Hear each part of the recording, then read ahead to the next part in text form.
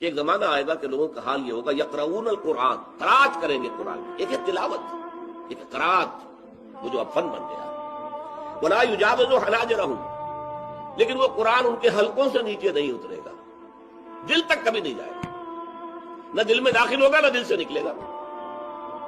यमरकून मिन अद्दीन मरूक अस्सहम मिन रमिया, वो दीन से ऐसे निकल जाएंगे जैसे कि तीर कमान से निकल जाते। यह है फनकारी, फनकार, जैसे गवैये फनकार है, ऐसे ही इसको भी एक फन बना दिया। ये इस्लाम में पसंदीदा नहीं।